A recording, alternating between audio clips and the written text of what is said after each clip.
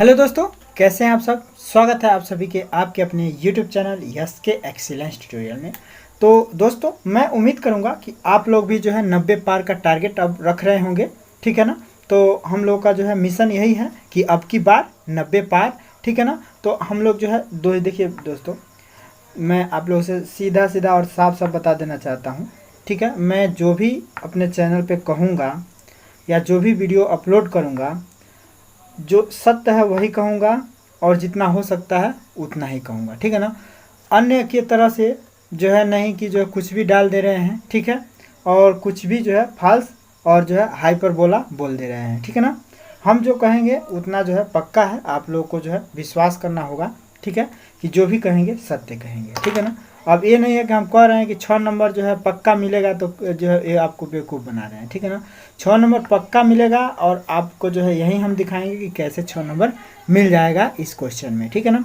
अब यहाँ पे देखिए हम लोग जो है क्वेश्चन को जो है, तो इसलिए आप लोग जो है इस मिशन को जो है साकार बनाइए और जो भी हमारा पर डे का वीडियो आ रहा है इसको जो है देखते जाइए, ठीक है ना। मतलब हम इस बार इस साल मैथ और हिंदी में 90 पार जाने की बात करेंगे, ठीक है ना। 90 पार जो है मैथ और हिंदी में आप लोग को लाना है, ठीक है ना, क्योंकि मैथ से हमें पूरा टाइम नहीं मिल पा रहा है, ताकि विज्ञान और अन्य सब्जेक्ट को भी जो है अपलोड करें। फिर भी जो भी अगर समय मिलता है आगे ठंडी के महीने में, तो उधर जो है आप लोग को विज्ञान का भी जो है क्वेश्चन और महत्वपूर्ण प्रश्न मिल जाएगा, सामाजिक वगैरह का सबका जो है प्रयास करेंगे। लेकिन ये है कि 90 पार हिंदी और मैथ में आप लोग को चलना है, ठीक है ना।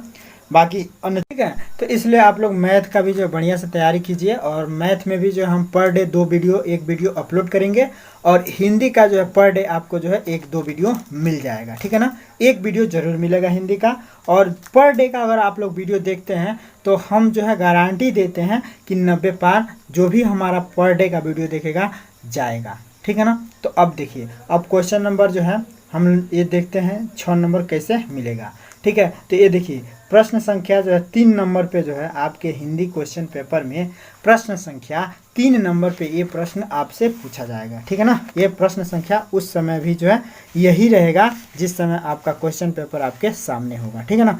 ये जो है हमेशा ये फिक्स है कि ये जो है तीसरा नंबर पे आता है ये क्वेश्चन, क्या कि निम्नांकित गद्यांशों में से किसी एक के नीचे दिए गए प्रश्नों के उत्तर दीजिए, ठीक है ना। इसमें से आपको 2 जो है गद्यांश दिया जाएगा। प्रश्न संख्या 3 में आपको 2 गद्यांश दिया जाएगा, एक क करके और एक जो है ख करके, ठीक है ना। एक ख करके दिया है और एक क करके दिया है, ठीक है ना। इन दोनों गद्यांशों में से किसी एक गद्यांश का, ठीक है। अब इसमें जो है हमने जो है रणनीति भी की है, ठीक है ना, जिस रणनीति के तहत आप लोग को जो है 90 पार ले जाएंगे, ठीक है ना। तो रणनीति ये है कि हम पर डे आप लोग को एक क्वेश्चन तैयार कराएंगे हिंदी का, ठीक है ना।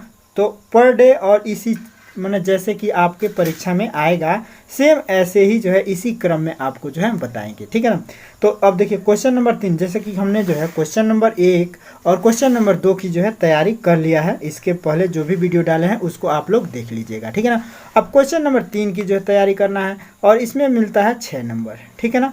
6 नंबर कैसे मिलता है, तो संदर्भ पे जो है 2 नंबर रेखांकित अंक की व्याख्या के लिए और 2 जो है तीसरा कुछ देता है कि उसके जो है बारे में लिखिए, जैसे कि ये तीसरा दे देता है, ठीक है ना। तो इसके लिए है, ठीक है ना। तो इसमें 6 नंबर जो है आने की काफ़ी संभावना है। कैसे आएंगे ये भी बता रहे हैं आप लोग को, देखते रहिए वीडियो को, ठीक है ना। तो अब यहाँ पे देखिए, अब यहाँ पे जो है आप लोग को जो है ये प्रश्न संख्या 3 में 2 को जो है क्या मिल जाएगा, गद्यांश मिल जाएगा, ठीक है ना।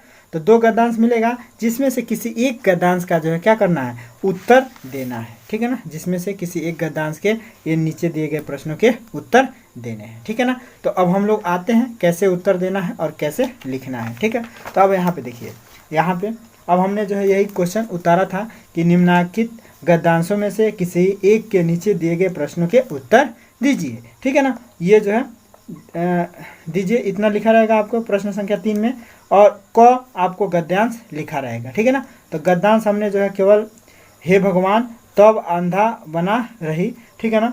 तो मैं यहाँ से जो है लिया हूँ, जो कि ये देखिए क में जो है पूछा गया है, गद्यांश क में जो है ये आपके जो है 2019 में पूछा था, ठीक है ना। तो हमने यही गद्यांश आपको जो है गेस किया है, हो सकता है आ जाए और नहीं आए तो एक बेस है, ठीक है ना, इस गद्यांश को जो है तैयार करना है, ठीक है। और एक बेस है कि इसी बेस पे आपको अन्य प्रश्नों के भी उत्तर देने हैं, ठीक है ना। तो अब जो है सबसे पहले हम लोग जो है इस गद्यांश को करेंगे तो कैसे लिखेंगे अपने क्वेश्चन पेपर में, ठीक है ना। गद्यांश को करने के लिए कैसे लिखेंगे इसका भी ढंग आप लोग सीखिएगा। तो अब यहाँ पे देखिए, अब हमने जो है क्या किया, यहाँ पे जो है गद्यांश हमने जो है केवल आधा अधूरा ही मैंने एक एक जो है क्या ले लिया, सारांश ले लिया कि पहला लाइन ले लिया और फिर लास्ट वाला लाइन ले लिया है, ठीक है, ताकि बस आप लोग को समझने में ये जो है आसानी रहे कि ये कौन सा गद्यांश है। तो यहाँ पे देखिए ये वाला गद्यांश है, ममता से है, हे भगवान तब के लिए जो है विपद के लिए इतना आयोजन, परम पिता की इच्छा के विरुद्ध इतना साहस, पिताजी क्या भीख न मिलेगी, क्या कोई हिंदू भूपृष्ठ पर जो है बचा न रह जाएगा जो ब्राह्मण को जो है 2 मुट्ठी अन्न दे सके, यह जो है असंभव है, फेर दीजिए पिताजी, मैं काँप रही हूँ, इसकी चमक आँखों को अंधा बना रही है, ठीक है ना। तो ये जो है गद्यांश था और इस गद्यांश के बाद से आपको जो है प्रश्न दिया जाएगा, ठीक है, दिया जाएगा कि उपरयुक्त गद्यांश का संदर्भ लिखिए, ठीक है ना। तो इसके लिए आपको एक संदर्भ तैयार करना होगा, ठीक है, और संदर्भ के भी कुछ मटेरियल हैं उसको बताएंगे, ठीक है ना, कि क्या क्या मटेरियल जो है संदर्भ के लिए जो तैयार करना है उसको भी आप लोगों को तैयार करना पड़ेगा। उसके बाद से देखिए रेखांकित अंश की व्याख्या कीजिए। तो रेखांकित अंश की जो है व्याख्या कैसे करेंगे उसको भी बताते हैं, ठीक है। उसके बाद से अपने पिता का कौन सा कृत्य ममता को जो है परम पिता की इच्छा के विरुद्ध लगा है, ठीक है ना, ममता को जो है अब परम पिता के जो है इच्छा के विरुद्ध लगा है, ठीक है ना। तो ये जो है सब का क्वेश्चन कैसे लिखेंगे अब हम लोग देखते हैं कॉपी पे, ठीक है। तो अब देखिए यहाँ पे जो हमने जो है क्या किया, ये जो भी आंसर पूछ रहा था, उत्तर प्रश्न पूछा है पहला, दूसरा, तीसरा, उसको जो हमने लिखा है वही लिखा है। उपयुक्त गद्यांश का संदर्भ लिखिए, रेखांकित अंक की व्याख्या कीजिए, अपने पिता का कौन सा कृत्य ममता को जो है परम पिता की इच्छा के विरुद्ध लगा है, ठीक है ना। तो ये सब जो है पूछ सकता है, ठीक है ना। तो अब इन तीनों क्वेश्चनों का हम लोग को जवाब देना रहेगा। तो सबसे पहले जो है पूछ रहा है कि उपयुक्त गद्यांश का जो है संदर्भ लिखिए। तो संदर्भ जो है हम लोग कैसे लिखेंगे, तो यहाँ पे लिखिएगा, देखिए प्रश्न अब समझिए कि आप जो है इसको किस में कर रहे हैं, परीक्षा हॉल में कर रहे हैं, ठीक है ना। तो आप लोग परीक्षा हॉल में कैसे लिखेंगे, मैंने परीक्षा हॉल में प्रश्न पुस्तिका पे जो है आप लोग कैसे इसको लिखेंगे, मैंने आपको जो है परीक्षा देने का जो है लिखने का जो है तरीका यही होना चाहिए, ठीक है ना। तो पहले लिखिएगा प्रश्नोत्तर संख्या 3 क, ठीक है, प्रश्नोत्तर संख्या 3 क का पहला अगर लिख रहे हैं आप लोग संदर्भ, तो जो है पहला यहाँ पे दे दीजिएगा, उत्तर लिख दीजिएगा, उत्तर पहला, ठीक है, और संदर्भ लिखिएगा। संदर्भ देखिए अब संदर्भ पे आपको 2 नंबर मिल जाएंगे, ठीक है ना। तो संदर्भ लिखेंगे। अब देखिए सबके लिए जो संदर्भ का जो है पैटर्न यही रहेगा, ठीक है। क्या रहेगा कि संदर्भ में लिखेंगे कि प्रस्तुत गद्यांश हमारी पाठ्य पुस्तक के गद्य खंड में संकलित ममता नामक पाठ से लिया गया है। मैंने जो है इसको हम लोग जो भी गद्यांश दिया रहेगा तो उसको पढ़ेंगे और देखेंगे कि किस पाठ से यह लिया गया है, ठीक है। तो इसके लिए आप लोग को देखिए अब इस बार जो 30% जो सिलेबस कम किया गया है ना, वो जो है मात्र 4 ही जो है आपको जो है पढ़ने हैं, ठीक है ना। 30% जो है कट आया है, 30% कट के साथ, तो मात्र जो ये 4 ही चैप्टरों को जो है आप लोग को इतिहास याद करना पड़ेगा, कहानी याद करना पड़ेगा। क्यों, इसका जो है जवाब देने के लिए संदर्भ, ठीक है, संदर्भ का जो है जवाब देने के लिए तभी ना पहचानेंगे, अगर कहानी जानते रहेंगे तभी ना पहचानेंगे कि जो है कौना पाठ से लिया गया है कहानी, ठीक है। तो कहानी जानना पड़ेगा और उस पाठ की कहानी जानना पड़ेगा और उस पाठ के कम से कम रचयिता का नाम भी जानना पड़ेगा, ठीक है ना। तो 4 जो है आप लोग को जो पाठ है, तो चारों पाठों का जो है कहानी याद कर लीजिएगा, इनके जो है चारों जो है पाठ के जो है लेखकों के नाम रट लीजिएगा। अब जैसे मित्रता आचार्य रामचंद्र शुक्ल, ममता जयशंकर प्रसाद, भारतीय संस्कृति डॉक्टर राजेंद्र प्रसाद और अजंता भगवत शरण उपाध्याय, ठीक है ना। तो इसको एक बार आप लोग पढ़ेंगे तो याद हो जाएगा, ठीक है, इसको याद कर लीजिएगा। उसके बाद से अब जो है क्या करेंगे, संदर्भ जो है इसे लिख दिए भाई। संदर्भ के लिए चाहिए ना कि ममता, ठीक है, माने संदर्भ के लिए हम लोग को क्या याद होना चाहिए कि जो है संदर्भ के लिए हम लोग को बस ये पाठ का नाम बदलेगा, राइटर का नाम बदलेगा, बाकी जो है बॉडी स्ट्रक्चर यही रहेगा इसका संदर्भ का, ठीक है। क्या लिखना है, कोई भी आएगा संदर्भ, तो प्रस्तुत गद्यांश हमारी पाठ्य पुस्तक के जिस जो है पाठ्य पुस्तक के गद्य खंड में संकलित, इतना तो जो है सब में लिखना ही है। उसके बाद है जैसे कि ममता चैप्टर से लिया गया है ये गद्यांश, तो ममता से लिया गया था तो यहाँ पे लिख देंगे ममता नामक पाठ से लिया गया है। और इसके लेखक जो है कौन है, तो जयशंकर प्रसाद हैं। तो इसलिए लेखक और पाठ का नाम याद करना जरूरी है। इसलिए हमने जो है चारों लेखक और उनके जो है जो भी रचना है वह जो है हमने जो है यहाँ पे नोट किया है। ये 30% कटने के बाद से जो सिलेबस बचा है ये है, ठीक है ना, हिंदी गद्य में, ठीक है। तो इसको जो है आप लोग रट लीजिएगा, ठीक है। तो एक मसाला यूँ तैयार हो जाएगा। उसके बाद से अब देखिए संदर्भ आपका जो है एकदम 2 नंबर पक्का हो गया। क्या रट लेंगे, कहानी एक बार पढ़ लीजिएगा। और देखिए कहानी में जो है हर जगह जो है कहीं ना कहीं ट्रिक होगा। जैसे देखिए ये कहानी आप लोग पढ़ रहे हैं तो देखिए यहाँ पे जो है कुछ नहीं दिख रहा है ना, अगर जो पढ़ा होगा तो मुट्ठी भर भीख ना मिलेगी तो वो जान जाएगा कि ममता का है। आज अगर इहो ना जाने वो, ठीक है ना, इहो ना जाने तो इतना जो है जानना पड़ेगा। अगर 4 गो चैप्टर का नाम है जो अगर वो रटा है तो इतना तो जान लेगा ना। देखिए इस गद्यांशवा को भी पढ़ के आप लोग अनुमान लगा सकते हैं। जैसे देखिए कहीं ना कहीं जरूर ममता का नाम आ गया है इस प्रश्न में भी, ठीक है ना। मैंने जो प्रश्न है 3 को दिया है इसमें ममता का भी नाम आ गया है, ठीक है ना, ठीक है। तो इस प्रकार हम लोग जो है क्या करेंगे, यहाँ से भी जो है इसका शीर्षक लिख सकते हैं, ठीक है ना।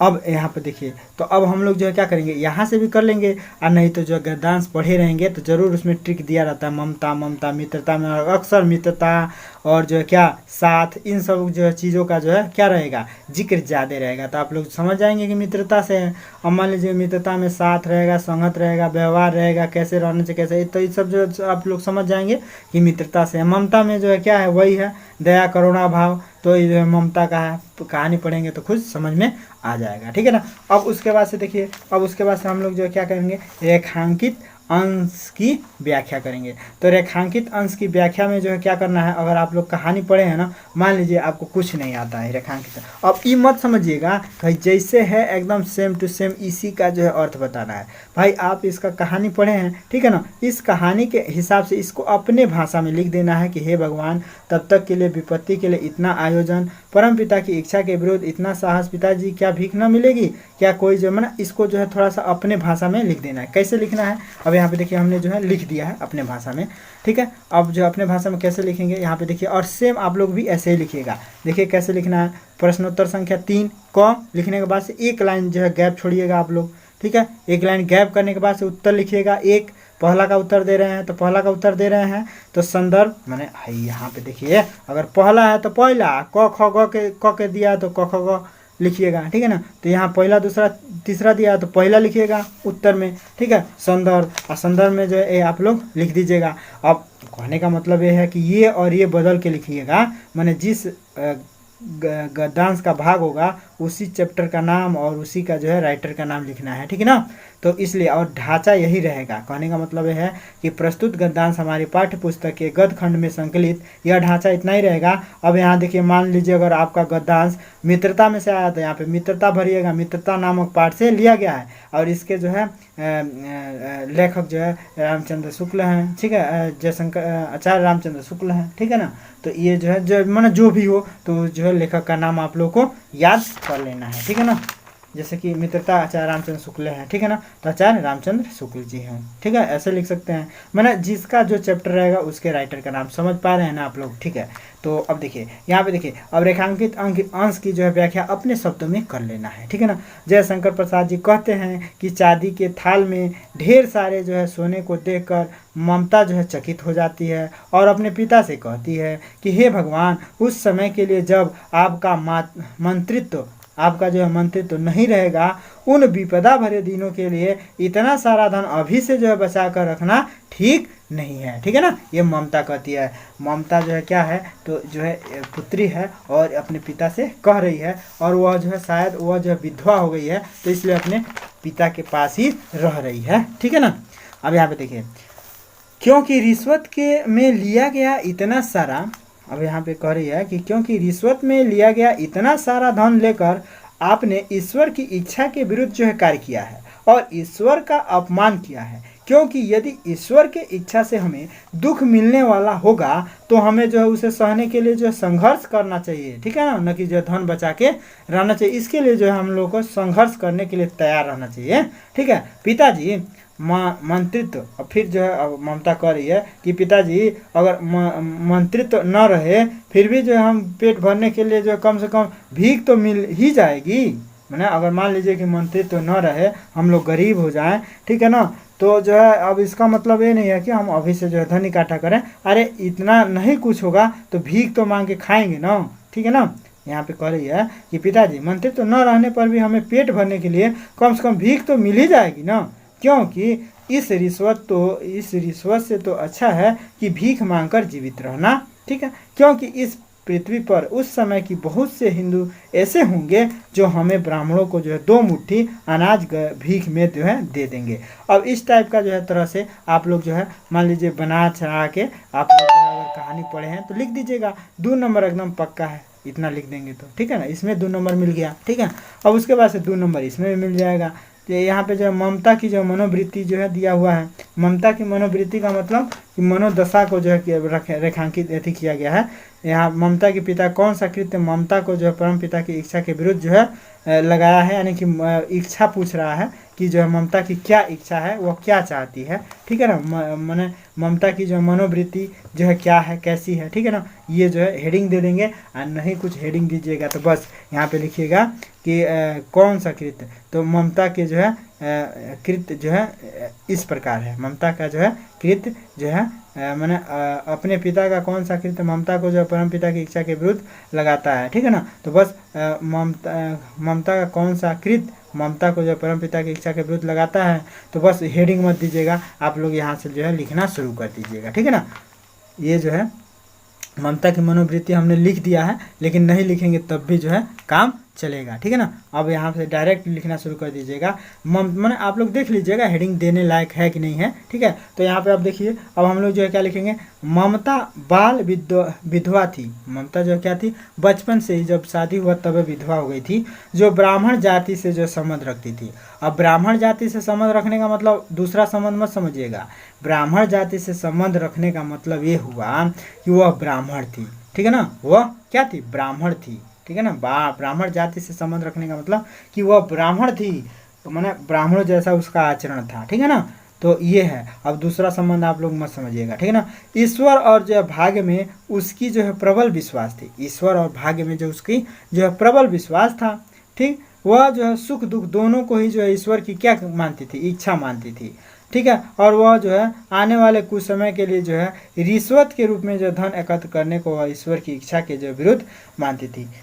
इस प्रकार गद्यांश में ममता की भाग्यवादी, करुणामयी, निर्लोभी तथा ईश्वरवादी जो है वृत्ति को जो है स्पष्ट किया गया है, ठीक है ना। ईश्वरवादी वृत्ति को स्पष्ट किया गया है, बस इतना आप लोग को लिख देना है। और दोस्तों एक जो है आप लोग नोट कर लीजिएगा कि जो भी हम लाल पेन से लिख रहे हैं ना, आप लोग हेडिंग कभी भी चाहे परीक्षा पेपर में आप लोग कभी भी लाल पेन का यूज मत कीजिएगा, ठीक है ना। ये जो है आप लोग काले पेन से जो है इसको लिखिएगा या हरा पेन से लिख सकते हैं, ठीक है ना। और इसको जो है इसी पेन से लिखेंगे, ठीक है। तो अब देखिए, अब उसके बाद से जो है वही कहना था, ये जो है मसाला है, तो आप लोग जो है संदर्भ के लिए काम आएगा, तो इसको मसाला को जो है तैयार कर लीजिएगा, ठीक है ना।